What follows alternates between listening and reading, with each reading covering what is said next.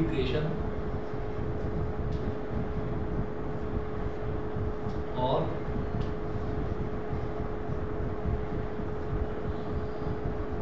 इसको integral calculus भी बोल देते हैं, इंटीग्रेशन और इंटीग्रल कैलकुलस।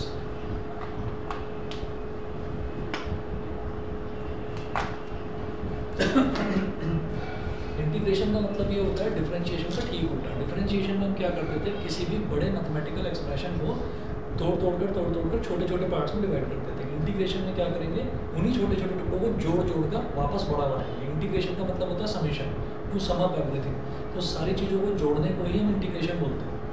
अच्छा, अब वो हर एक केस में मेरे को नहीं देखना कि वो इंटीग्रेशन कैसे हो रहा है, क्या हो रहा है, मुझे तो फॉर्मूला लगा देना है उसी का। ठीक है, तो फॉर्मूले इसके 4-5 हैं। पहला फॉर्मूला देखेंगे, फर्स्ट देखेंगे, इंटीग्रेशन का ये साइन होता है इस तरह से, ऐसे एक ऐसे कर्व यहाँ बनाते हैं, ऐसे कर्व यहाँ बनाते हैं और एक स्ट्रेट लाइन, और यहाँ लिखेंगे x की पावर n और इधर लिख देंगे dx। जिसका भी मुझे इंटीग्रेशन करना है, मान लीजिए मेरे को k का इंटीग्रेशन करना है, k का, तो k लिखकर उसके पहले ये साइन बनाऊंगा और उसके बाद dx लिखूंगा। ठीक है, तो ये इंटीग्रेशन लिखने का तरीका है। जैसे मान लीजिए 30 डिग्री है, उसका मेरे को साइन लेना है, तो क्या लिखेंगे, साइन 30 डिग्री, ये लिख देंगे। ऐसे ही x की पावर n है, इसका इंटीग्रेशन लेना है, ये इंटीग्रल का साइन बाद में लिखेंगे dx। इसका फॉर्मूला होता है x की power n plus 1 upon n plus 1 और प्लस c होता है कांस्टेंट ऑफ इंटीग्रेशन। इसके बारे में बाद में करेंगे डिस्कस। ठीक है, क्या है ये लंबी कहानी है, इसकी अभी ज़रूरत नहीं है, बेसिकली फिजिक्स में ज़रूरत नहीं है इसकी। सेकंड फॉर्मूला लिखेंगे, इंटीग्रेशन ऑफ dx, सिर्फ dx, इसका इंटीग्रेशन होगा x। जो भी इंटीग्रेशन हम करेंगे उसमें लास्ट में ऐड जरूर कर देंगे c को, प्लस c जरूर करेंगे हर एक। ठीक है, अच्छा इसको इसके साथ रिलेट करके देखते हैं जरा। ठीक, तो आप ये देखिए, जैसे ये सिर्फ dx लिखा हुआ है, तो किसी भी नंबर में 1 को तो मैं मल्टीप्लाई कर ही सकता हूँ। जैसे dx है, मैंने लिख दिया 1 × dx, ये हो गया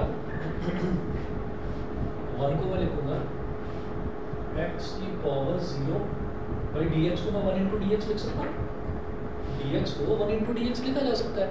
और 1 क्या होता है, anything to the power 0 is 1, तो x की पावर 0 लिख दिया मैंने 1 की जगह, और यहाँ हो गया dx। अब जरा इसमें ये फॉर्मूला लगाइए, x की पावर n का इंटीग्रेशन होता है x की power n plus 1 upon n plus 1, तो x की पावर 0 का इंटीग्रेशन हो जाएगा x की पावर 0 प्लस 1 अपॉन 0 प्लस 1, यानी कि x की पावर 1 अपॉन 1, मतलब x, सिर्फ x। ठीक है, तो इस वजह से सीधा सीधा हमने लिख दिया कि integration of dx is equal to x। ठीक है, प्लस c हर जगह लगाएंगे। देखिए, प्लस c का मोटा मोटा आपको आइडिया देता हूँ। ये कहलाता है कांस्टेंट ऑफ इंटीग्रेशन। ये क्यों करा जाता है, इंटीग्रेशन करने के हम कुछ बेसिक फॉर्मूले लिख रहे हैं यहाँ पर, लेकिन इंटीग्रेशन करने के ना बहुत सारे मेथड्स होते हैं। हर बच्चा इंटीग्रेशन अलग अलग तरीके से कर सकता है। ठीक है, वो आप अभी नहीं सीखेंगे, वो आपको 12th क्लास में करना होगा, ज़्यादा डिटेल्ड इंटीग्रेशन जो है, वो भी मैथ्स में, फिजिक्स में नहीं। फिजिक्स में यही 4-5 फॉर्मूले हैं जो मैं अभी आपको लिखवाने वाला हूँ। तो इंटीग्रेशन हर बच्चा अलग अलग तरीके से करेगा, तो हर बच्चे का यहाँ अलग आंसर भी आता है इंटीग्रेशन में। उस अलग अलग आंसर को कंपनसेट करने के लिए, बराबर करने के लिए कांस्टेंट ऑफ इंटीग्रेशन लगाया जाता है। ठीक है, फॉर एग्जांपल तुम्हारा आंसर आ रहा है 5, फॉर एग्जांपल तुम्हारा आंसर 5 आ रहा है और दूसरे बच्चे का आंसर आ रहा है 4, तो आप क्या करेंगे, आप कहेंगे कि आपने यहाँ पर प्लस c लगा दिया, और प्लस c की वैल्यू क्या है, -1, तो 5 + -1 4 के इक्वल हो गया, 5 + -1 4 के इक्वल हो गया। तो इस तरह से कांस्टेंट ऑफ इंटीग्रेशन लगाया जाता है। ये एक एग्जांपल देकर समझाऊँ। ठीक है, अच्छा 1 मिनट वेट करिए जरा, 1 मिनट का।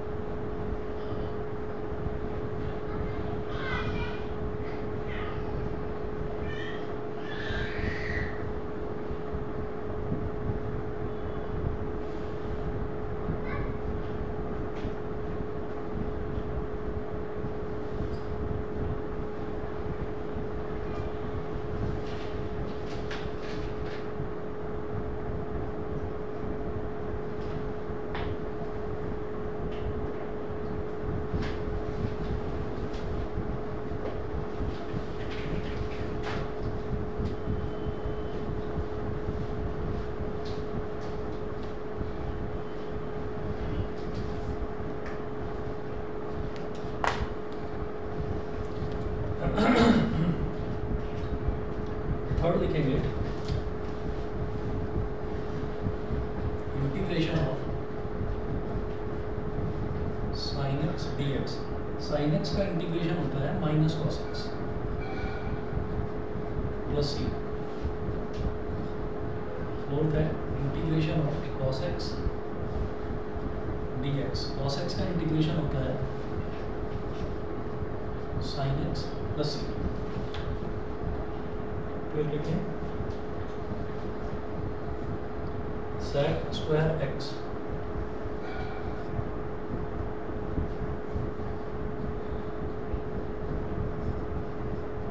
sec स्क्वायर x का इंटीग्रेशन होता है tan x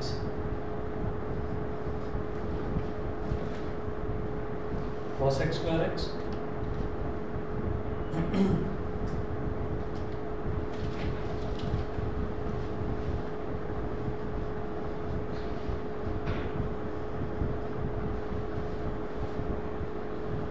minus cot x plus c sec x tan x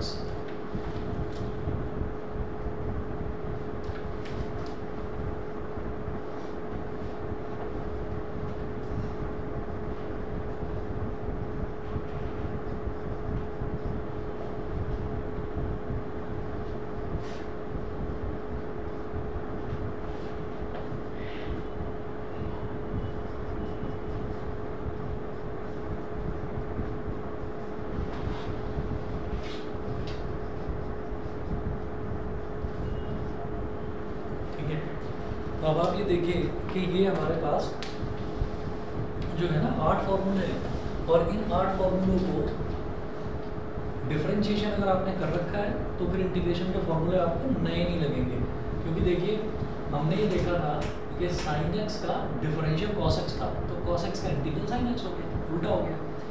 cos x का डिफरेंशियल माइनस sin x था, तो हम इस माइनस साइन को इधर ले गए, तो इस तरह से क्या हो गया कि sin x का इंटीग्रल माइनस cos x हो गया।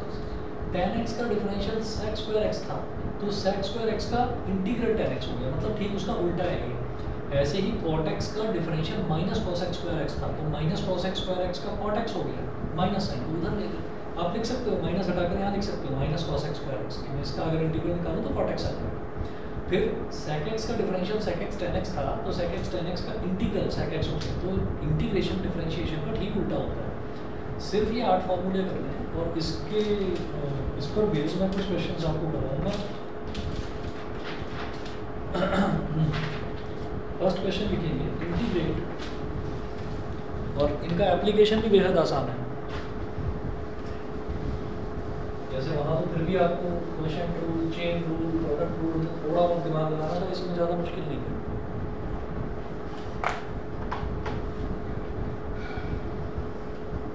जितना अभी करेंगे इंटीग्रेशन, इतने से हमारा इतना हो जाएगा कि जो हमको ज़रूरत पड़ेगी फिजिक्स में, डेरिवेशंस में, वहाँ पर हमारा काम हो जाएगा आराम से। इसके लिए मुझे कहीं बुक उठाकर देखने की ज़रूरत नहीं पड़ेगी।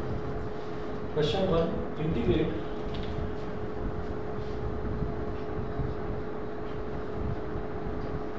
अच्छा, इसमें एक बार लिखिएगा, 9 और लिखिएगा integration of 1/x dx is equal to log x। log x क्या है, ये कभी आराम से करेंगे। log क्या होता है, ये बहुत बड़ी बड़ी ये कैलकुलेशंस हैं। आजकल तो खैर साइंटिफिक कैलकुलेटर्स हैं हमारे पास, और मोबाइल फ़ोन है, मोबाइल फ़ोन में साइंटिफिक कैलकुलेटर है ना। आप ये सोचिए बड़ी बड़ी कैलकुलेशंस को पहले के ज़माने में, पुराने ज़माने में लॉगरिथमिक टेबल्स होती थी, तो बहुत बड़े बड़े नंबर्स को छोटे नंबर में कन्वर्ट करने का ये तरीका होता है log table. Log table ICSE board वाले बच्चे आज भी 11th में 12th में पढ़ते हैं, लेकिन CBSE में लॉग टेबल हटा दिया गया, तो CBSE में सिर्फ लॉग का ही फॉर्मूला रह जाता है और कुछ ज़रूरत नहीं रहती लॉग की, ठीक है। और इसका थोड़ा बहुत यूज़ जो है फॉर्मूले का ही, सिर्फ फॉर्मूले का ही मामूली सा यूज़ वो केमिस्ट्री में भी है, ठीक है, फिजिकल केमिस्ट्री में। लेकिन लॉग से रिलेटेड कभी भी कुछ भी पूछना हो, आप बेफिक्र आप मेरे से पूछेगा, मैं बताऊँगा, ठीक है। अभी के लिए बस इतना याद रखिए कि log x का डिफरेंशियल 1/x होता है और 1/x का इंटीग्रल log x होता है। ऐसे ही एक टर्म और है, उसके लिए खैर लिखना कोई ऐसा खास ज़रूरी भी नहीं है, e की पावर x तो इसका जो इंटीग्रल है, इसका हमने बताया था कि इसका डिफरेंशियल भी e की पावर x होता है, तो e की पावर x का इंटीग्रल भी e की पावर x होता है, इसमें कुछ करना है ही नहीं। जो फंक्शन है उसका इंटीग्रल भी वही और जो फंक्शन है उसका डिफरेंशियल भी वही। e की पावर x एक एक्सपोनेंशियल टर्म होता है, ये लॉगरिथमिक टर्म है, ठीक है। तो कभी डिटेल में करने की इनकी ज़रूरत ऐसी है नहीं। क्वेश्चन नंबर 1 में लिखें इंटीग्रेट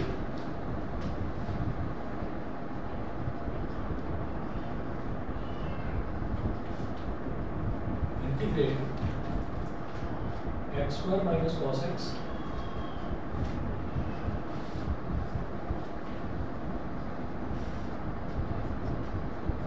प्लस 1 अपॉन x। हमें x square minus cos x plus 1 upon x, हमको इसको इंटीग्रेट करना है। तो जिस भी फंक्शन को हमें इंटीग्रेट करना होता है उसको ऐसे लिख देते हैं I is equal to I for integration, I is equal to integration of x square minus cos x plus 1 upon x dx, ठीक है। ये I की वैल्यू होगी। अब ये क्या आएगा, जैसे x स्क्वायर है तो x स्क्वायर का इंटीग्रल क्या हो जाएगा, x की पावर n का इंटीग्रेशन क्या था, x की power n plus 1 upon n plus 1, तो x की पावर 2 का क्या हो जाएगा, x की power 2 plus 1 upon 2 plus 1, minus sine as it is, minus sine as it is रहेगा। अब जो cos है, cos का इंटीग्रल क्या है, cos का इंटीग्रल क्या है, sin x, तो सीधे सीधे रखें, माइनस साइन ये बीच में था तो ये तो एज इट इज रहा, cos का इंटीग्रल क्या हो गया, sin x, तो बीच में प्लस का साइन है ये एज इट इज रहेगा। तो 1 अपॉन x का इंटीग्रल क्या होगा, log x plus c plus b, तो ये हो गया x cube upon 3 minus sine x plus log x plus ये होगा।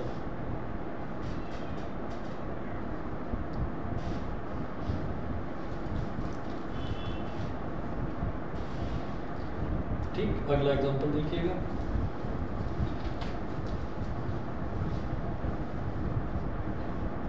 Question number 2, evaluate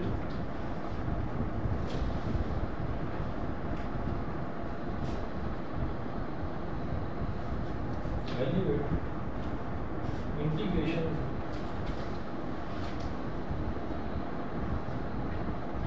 sec square x dx, और ये जो इंटीग्रल का साइन बना हुआ है इसमें नीचे की तरफ लिखा हुआ है 0 और ऊपर की तरफ लिखा हुआ है π/6, पाई अपॉन 6।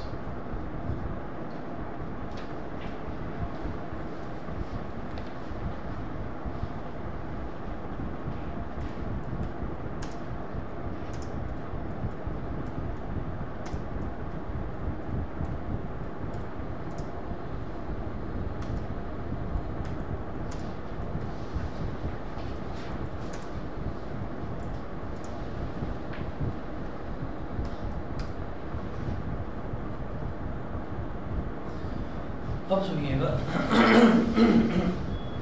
हमने जो अभी तक एंगल्स देखे हैं, बचपन से लेकर अभी तक जो हमने एंगल्स देखे हैं, वो एंगल्स जो हैं वो हमने देखे हैं डिग्रीज में। एंगल हो गए 10 डिग्री, 20 डिग्री, 30, 40, हमने सारे ये एंगल्स ये देखे। अच्छा, उसके अलावा एक तो डिग्री तो ये हो गया, यूनिट हो गई एंगल मेजर करने की, यूनिट हो गई डिग्रीज, ठीक। अच्छा, दूसरा क्या होता है, एक और यूनिट होती है रेडियन। Radian RADIAN, radian. इसमें क्या होता है कि pi radian is equal to 180 degrees, तो पाई रेडियन जो है वो 180 डिग्रीज के इक्वल होता है। तो पाई की वैल्यू वैसे तो मैथमेटिकल वैल्यू 22/7 होती है पाई की, ठीक है, लेकिन अगर हम एंगल के टर्म्स में देखें तो pi radian is equal to 180 degree, ठीक है। अच्छा, अब इसी से अंदाज़ा लगा लेते हैं, वो मेरे को लिमिट दे रखी है, अभी लिमिट क्या होती है हमको ये भी नहीं पता है। हाँ, इंटीग्रेट जरूर हम कर सकते हैं, sec स्क्वायर x का इंटीग्रल मेरे को मालूम है 10x होता है, ठीक है। तो इसको मैं ऐसे लिखूंगा कि I is equal to integration 0 to π/6 sec square x dx।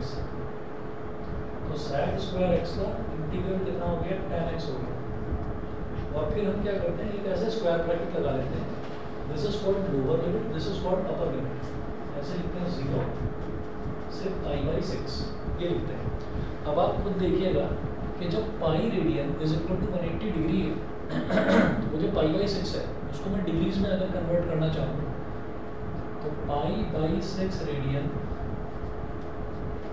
Is equal to 180 degree, 180/6 degrees. भाई मैंने इधर भी और इधर भी एक इक्वेशन है, तो इक्वेशन में दोनों तरफ सेम नंबर से मल्टीप्लाई या सेम नंबर से डिवाइड करा जा सकता है।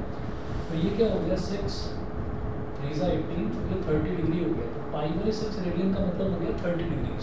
ठीक है, तो हम यहाँ पर लिखेंगे कि tan x square bracket lower limit 0 upper limit देखो 30 डिग्रीज, 0 से 30 डिग्रीज, ये हो गया। ठीक है जी, इसके बाद देखिएगा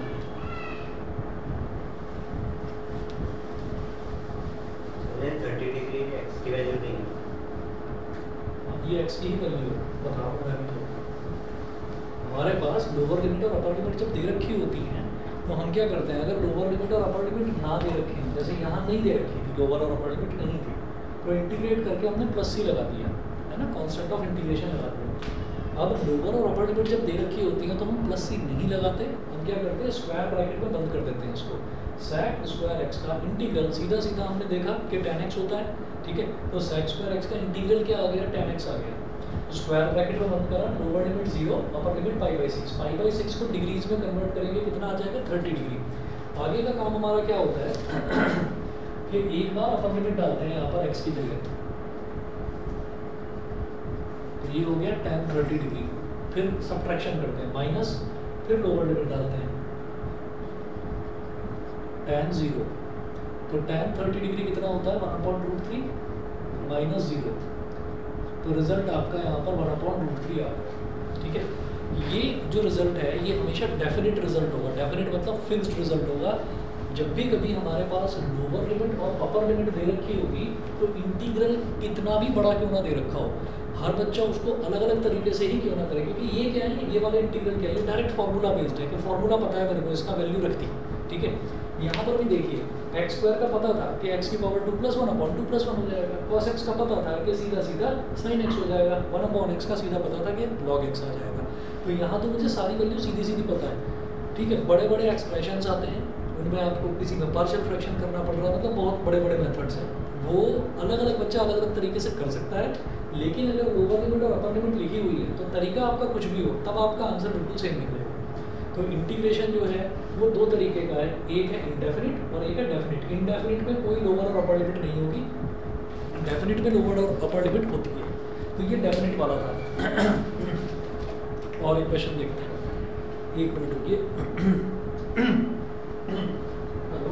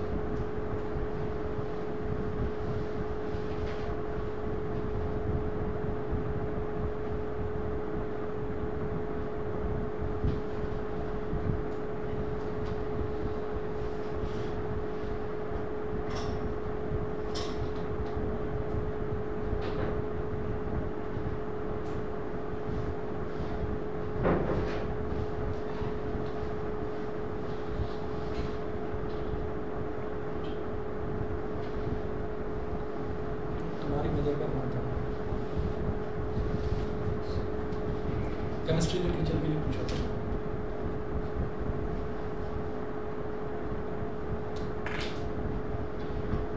केमिस्ट्री के यहाँ पर राजेश सर पढ़ाते हैं यू ब्लॉक में, तो उनका नंबर जनरली बताते हैं, मतलब जनरली मतलब अच्छा पढ़ाते हैं सर, बहुत बढ़िया पढ़ाते हैं। हाँ मैं कल गई थी तो आपके पास मम्मा को फोन कैसे जाम से क्या मम्मी का फोन आया अभी, तुम्हारी मम्मी का, ऋषिका वर्मा नाम है ना? हाँ तो यही उन्होंने बताया। और मेरे पास एक दूसरा नंबर था, तो मैंने वो नंबर अपने पास सेव कर रखा था, मैंने उससे मैसेज करा तो उनका फिर रिप्लाई आया था कि वो आई है ऋषिका, तो मुझे पता नहीं था वो तुम्हारी मम्मी है। तो अभी उन्हीं का फ़ोन आया था, तो केमिस्ट्री के टीचर पूछ रहे थे, तो उन्होंने बताया, फिर उन्होंने कहा कि नहीं किसी और टीचर का बताओ। तो मैं आपको बता देता हूँ कि एक तो राजेश सर हैं केमिस्ट्री, अगर आपको पढ़ना हो तो, अगर यहीं VVIP में, नहीं तो दूसरी एक नीतू मैम है, उनके बारे में पहले ही बता देता हूँ कि होमवर्क ना करने पर, है ना, बॉयज़ को तो थोड़ी डांट पड़ती है, लड़कियों की पिटाई कर देती है, ठीक है। तो मतलब इस चीज़ का थोड़ा सा ध्यान रखना है। बाकी टीचर अच्छे है ना, बस ये है कि काम रेगुलर चाहिए। गुलमोहर में है, मैं एड्रेस तो नहीं, फ़ोन नंबर है, फ़ोन नंबर है ना। इस चीज़ का बस ध्यान रखना कि मतलब लड़कियों की तो पिटाई होगी, लड़कों को जलील करते बहुत बुरी तरीके से, है ना। तो इस चीज़ का, और वो पैटर्न पुराना वाला है, थोड़ा ओल्ड स्कूल थ्योरी है कि हाथ ऊपर करके खड़ा हो जाए, है ना, यहीं खड़ा रहे चुपचाप, बिल्कुल हिलेगा नहीं, इस तरीके मतलब डांटती है बहुत ज़्यादा, लेकिन रिजल्ट देती है, रिजल्ट बढ़िया आता है। ये है कंफर्म। केमिस्ट्री पढ़ाती हैं, और इसमें कोई गवर्नमेंट कॉलेज है, गवर्नमेंट कॉलेज में प्रोफेसर है, स्ट्रिक्ट है, बस यही एक चीज़ है।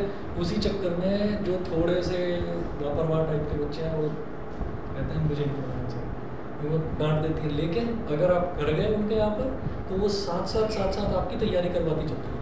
ये चीज़ मैंने देखी, क्योंकि कुछ बच्चे ऐसे हैं ना जो समझ जाते हैं कि यार डांट पड़ रही है कोई बात नहीं, है ना, बेइज्जती हो रही है कोई बात नहीं, लेकिन मेरा फ़ायदा हो रहा है ना, तो वो है, ठीक है। चलिए जी, अब जरा मैं देखता हूँ एक बार, हाँ मैं नंबर है मेरे पास, मैं भेज दूँगा क्लास के बाद भेज दूँगा। हाँ क्वेश्चन देखिएगा, find the value of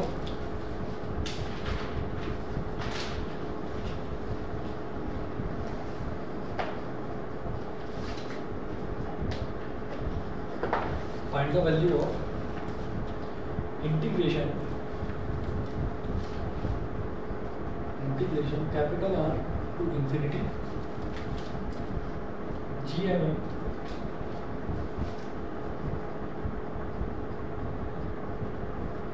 upon x square dx,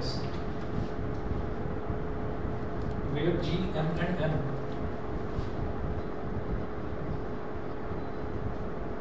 G capital M and small m are constants, ठीक है। ये फॉर्मूला देखकर कुछ याद आ रहा है? GMM अपॉन x स्क्वायर कुछ याद आ रहा है? 9th क्लास में करा था। यूनिवर्सल लॉ ऑफ ग्रेविटेशन होता है ये होता है यूनिवर्सल ग्रेविटेशन कांस्टेंट, ये होता है मास ऑफ अर्थ, ये होता है मास ऑफ ऑब्जेक्ट, और ये है डिस्टेंस। मास ऑफ ऑब्जेक्ट मतलब अर्थ से उस ऑब्जेक्ट का डिस्टेंस कितना है ना, ये वो चीज़ है। अच्छा, अब उन्होंने ये बता दिया साफ साफ कि कैपिटल G, कैपिटल M और स्मॉल m, ये तीनों के तीनों जो है ये कॉन्स्टेंट्स हैं, ये तीनों के तीनों कॉन्स्टेंट्स हैं। तो अब आप ये देखिएगा कि जब मेरे को इसकी वैल्यू निकालनी है तो I इज इक्वल टू कैसे निकालेंगे, इंटीग्रेशन R से इंफिनिटी, अभी तो मैं सेम लिख रहा हूँ जो दे रखा है, GMM upon x square dx। इन्होंने बता दिया कि कैपिटल G, कैपिटल M और स्मॉल m ये तीनों के तीनों जो है ये कॉन्स्टेंट्स हैं, ये इन्होंने बता दिया। लेकिन अब अगर हमको नहीं दे रखा होता कि क्या कॉन्स्टेंट है, तो ये याद रखिए कि स्मॉल d के साथ जो टर्म लिखी हुई है ना, कुछ नहीं ठीक है, स्मॉल d के साथ जो वैल्यू लिखी हुई है ना, जो टर्म लिखी हुई है, अच्छा चेयर हटाई, हटा लो और हटा,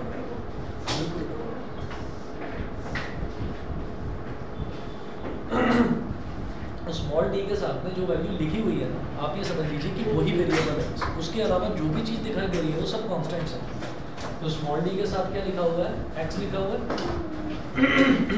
स्मॉल d के साथ x लिखा हुआ है, तो x वेरिएबल है, x के अलावा जो भी चीज़ नज़र आए वो सब के सब कॉन्स्टेंट्स हैं।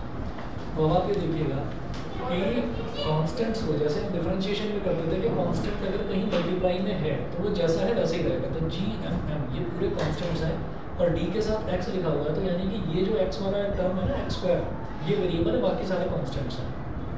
हम क्या करेंगे, जी एम एम, ये तो निकल गया बाहर, इंटीग्रेशन कैपिटल आर से लेकर इन्फिनिटी, और यहाँ क्या बचा 1/x² और dx, 1/x² और dx, ये हो गया। मैं दोबारा बताता हूँ, स्मॉल डी के साथ जो टर्म लिखी हुई है वो वेरिएबल है, उसके अलावा जो भी कुछ लिखा हुआ है, कुछ भी कहानी लिखी हुई है, वो सब कॉन्स्टेंट्स हैं, उनको इंटीग्रेशन के साइन के बाहर निकाल लीजिए। तो हमने जी एम को इंटीग्रल से बाहर निकाल दिया, ठीक है। हाँ, अब इसको सॉल्व करेंगे, अभी तो ये बाहर निकाला। तो जी एम एम इंटू, फिर से लिखिए इंटीग्रेशन आर से लेकर इन्फिनिटी 1/x² को क्या लिखेंगे, x की पावर -2 dx, x की पावर -2 dx, ये हो गया। x की पावर -2 का इंटीग्रेशन यहाँ से उठाइए, x की पावर n, x की पावर n से मेल खाता हुआ है ये, तो ये क्या हो जाएगा, जी एम एम x की पावर -2 + 1/-2 + 1 और कैपिटल R से इन्फिनिटी, ये हो गया। यहाँ पर लिमिट दे रखी है, लोअर लिमिट और अपर लिमिट, इसलिए यहाँ वैल्यू फिक्स आएगी, ठीक है।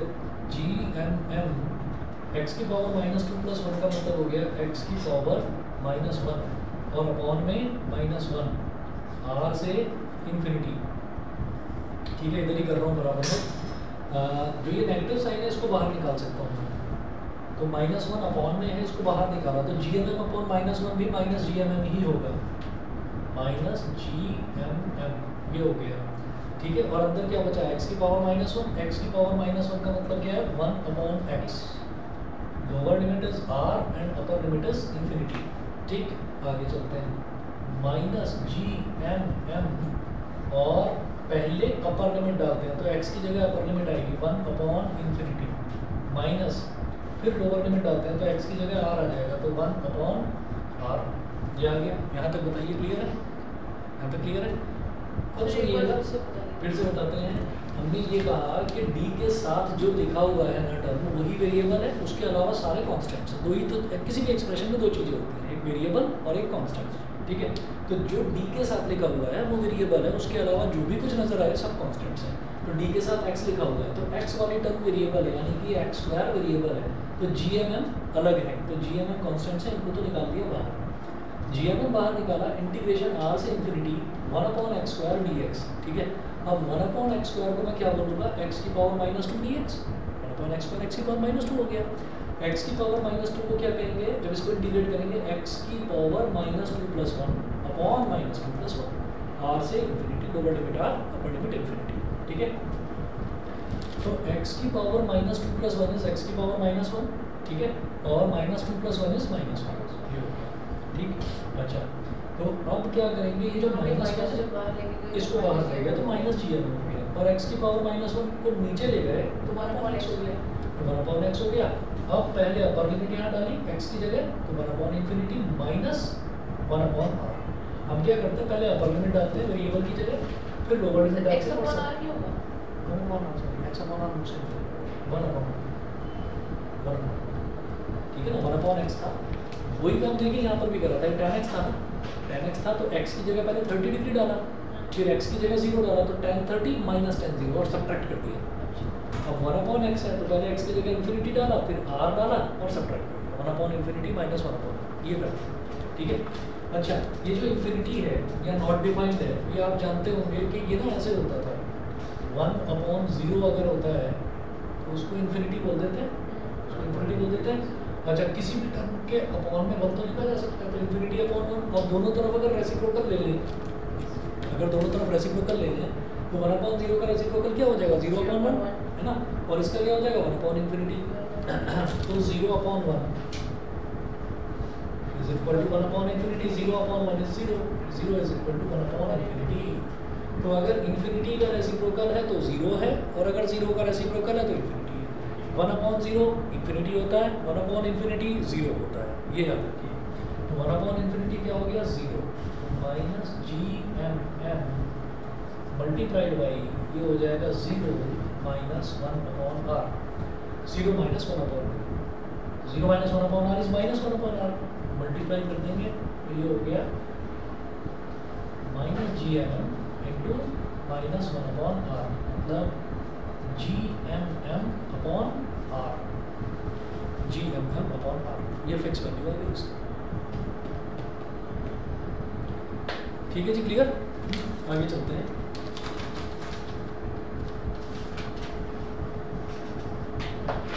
अब और देखिएगा,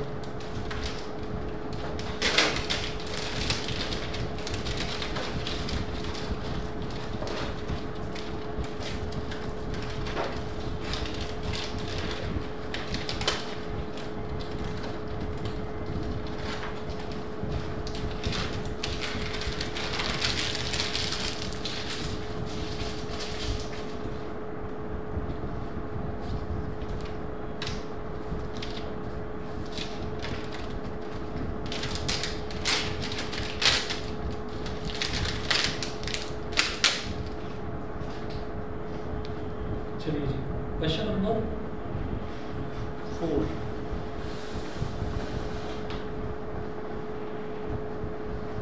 मिटा रहा हूँ फॉर्मूले।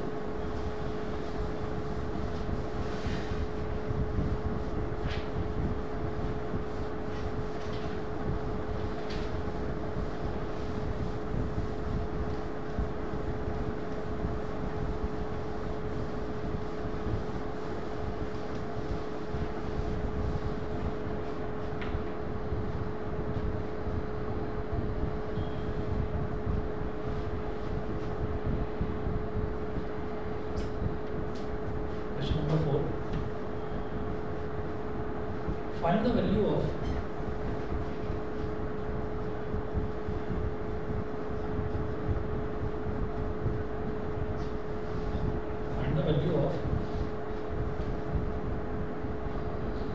इंटीग्रेशन 0 से x f dx,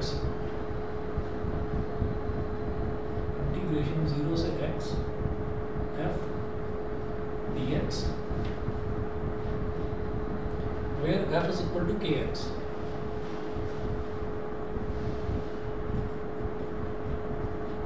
where f is equal to kx,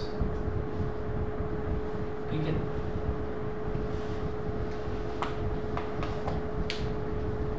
मेरे को f dx की वैल्यू बतानी है और उन्होंने बता दिया कि f जो है वो kx के इक्वल है, ठीक।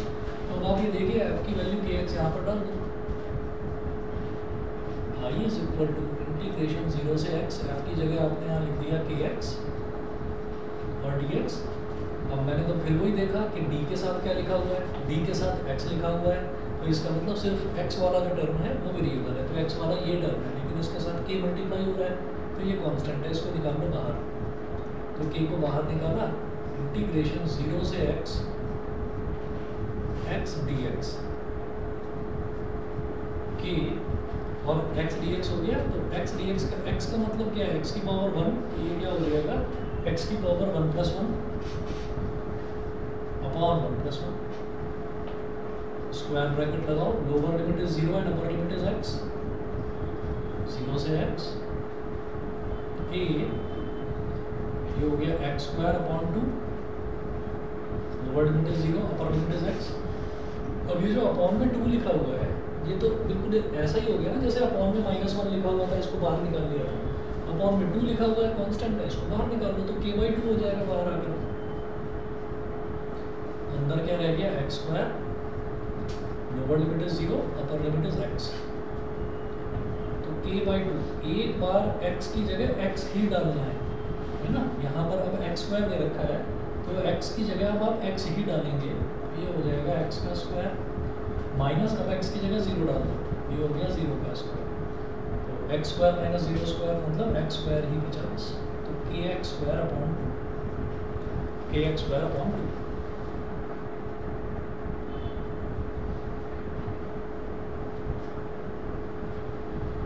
ठीक है, एक और क्वेश्चन देखते हैं, 2 और करना होगा बस इसके क्वेश्चन।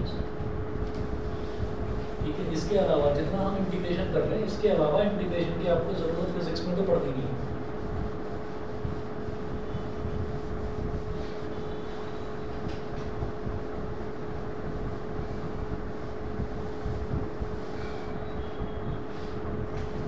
अच्छा, फिजिक्स में हफ्ते में 1 या 2, मैंने शायद आप पुराने बच्चों से डिस्कस करा था, आपको बता देता हूँ, 1 या 2 मैं एक्स्ट्रा क्लासेस शुरू करूँगा, या तो इस वीक से या फिर नेक्स्ट वीक से। एक्स्ट्रा क्लासेस आपकी बस ये होगा कि सिलेबस को थोड़ा सा पुशअप करने के लिए होगा, क्योंकि सिलेबस ज़्यादा है फिजिक्स का, तो हमारा 3 क्लासेस में काम चलेगा नहीं। वो एक्स्ट्रा क्लास 1-1 घंटे की नहीं होगी, 30 मिनट से 40 मिनट की एक्स्ट्रा क्लास होगी। टाइम उसका रहेगा रात में 9 से 9:40 का। अब उसमें अगर ऑफलाइन आ सको तो ऑफलाइन आ जाना, नहीं तो कंपल्शन नहीं है, आप ऑनलाइन ले सकते हैं क्लास। क्या है कि जैसे यही हमने मान लीजिए 3 क्वेश्चन करे, अभी खुद को तसल्ली नहीं हो रही है कि नहीं यार मैं 3 या 4 क्वेश्चन और कराना चाह रहा हूँ, ठीक है, तो वो जो आगे बढ़ेगा ना सिलेबस 3 या 4 क्वेश्चन है वो हम ऑनलाइन में करवा लेंगे, ठीक है। ऑनलाइन बिल्कुल कोई दिक्कत नहीं आनी, आपको वहीं के वहीं रोक देना, क्योंकि वो मेरी एक्स्ट्रा क्लासेस हैं, है ना, तो उनमें कोई आपको ऐसा दिक्कत नहीं है, आप आराम से कर सकते हैं। वहीं के वहीं रोक देना कि सर क्वेश्चन दोबारा बता दो, या जब अगले दिन मेन क्लास होगी तो मेन क्लास वाले दिन आप पूछ लें। एक्स्ट्रा क्लासेस रखेंगे किस दिन, जिस दिन आपकी ये क्लासेस नहीं है उस दिन। ये क्लासेस ट्यूसडे, थर्सडे और सैटरडे है, तो एक्स्ट्रा क्लासेस मंडे, वेडनेसडे और फ्राइडे वाले दिन रखेंगे, ठीक है। तो या तो इस वीक से और या फिर नेक्स्ट वीक से उन्हें स्टार्ट करो, ठीक है। आधे घंटे या 40 मिनट की होगी, आपको जोर नहीं पड़ेगा उन क्लासेस में, ठीक है, बैठ कर आराम से हो जाएगी। उससे बस ये है कि थोड़ा सा भी जरा सा भी अगर सिलेबस खींचता है तो टाइमली कंप्लीट होता है, ठीक है ना, क्योंकि 1 क्वेश्चन 2 क्वेश्चन करके आगे बढ़ जाएँ तो उसमें तसल्ली ना तो बच्चे को होती ना मुझे होती। इसलिए जब सब्सटेंशियल अमाउंट हो जाएंगे क्वेश्चंस के तो तसल्ली हो जाती है कि हाँ आ गया कंसेप्ट अच्छे से। अगला क्वेश्चन देखें, find the value of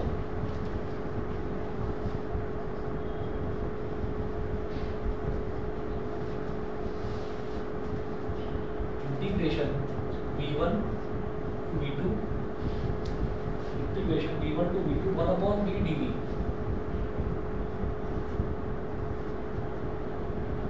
1/v dv।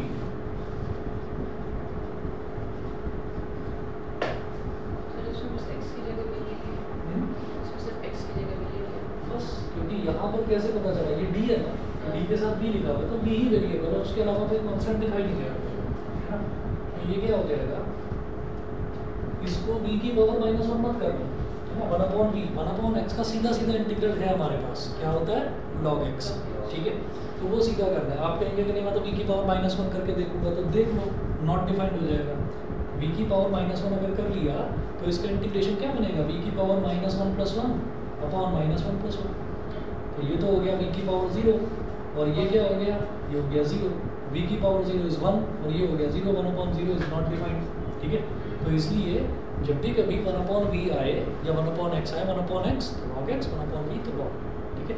ये तो आप ये देखिए 1/v है तो इसका इंटीग्रल क्या हो जाएगा, log v, और स्क्वायर ब्रैकेट लगाइए, lower limit is v1, upper limit is v2, तो log v2 minus log v2, बस यही इसका answer, log v2 minus log v2। आगे देखते हैं,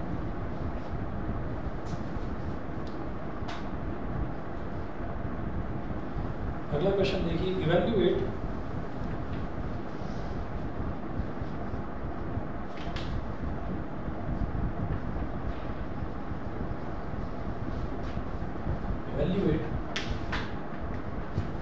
integration -l/2 to +l/2,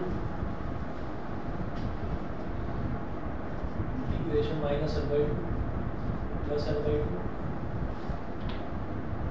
capital M upon L, capital M upon L, x² dx,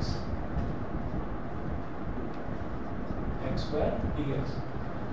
तो यहाँ पर भी कुछ बताने की जरूरत नहीं है, इन्होंने क्वेश्चन में हालांकि लिख कर दे रखा है कि where m and l are constants, वो लिख कर दे रखा है, नहीं भी दे हमको जरूरत नहीं है, हमें मालूम है कि d के साथ x लिखा हुआ है तो x वेरिएबल है, बाकी सब कॉन्स्टेंट, तो ये d के साथ x लिखा हुआ है तो यानी कि x² वाला टर्म तो वेरिएबल है, m और l कॉन्स्टेंट्स है।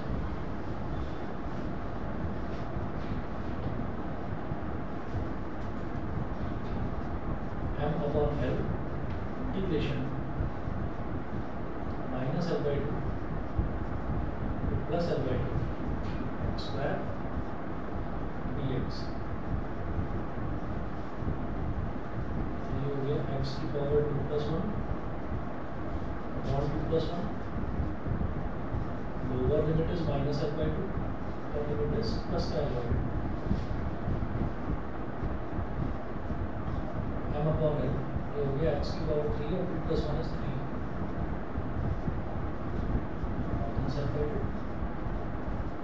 और प्लस का l by 2।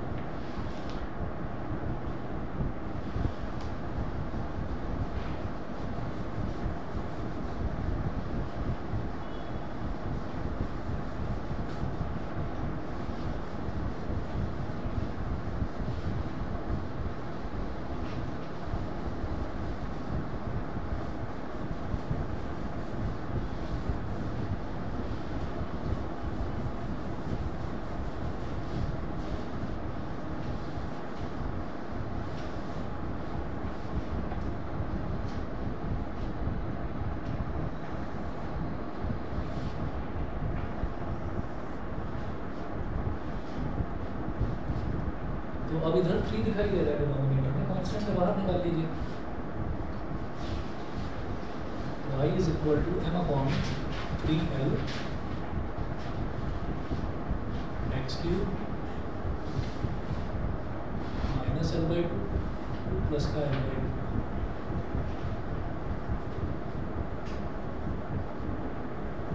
2 m upon 3l l by 2 का क्यूब माइनस अंदर एक्स क्यूब बचा ना, अब क्या हो जाएगा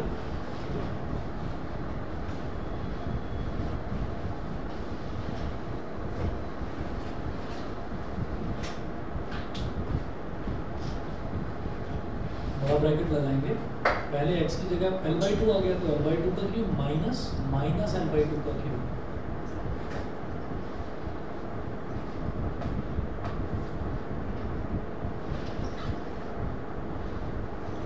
एल बाई 2 का क्यूब एल क्यूब डिनोमिनेटर में 2 का cube is 8 minus minus l का cube is minus l cube. समझ गए?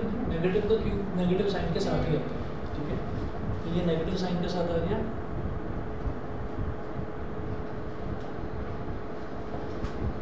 और डिनोमिनेटर में 2 है तो 2 का cube is 8 minus minus is plus upon 3l l cube upon 8 minus minus plus l cube upon 8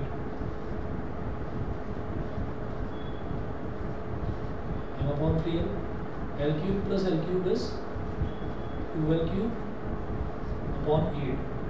कहीं कोई टर्म कट नहीं रही है तो हाँ ये कट 2 वन सा 2 4 तो ये हो जाएगा m l क्यूब अपॉन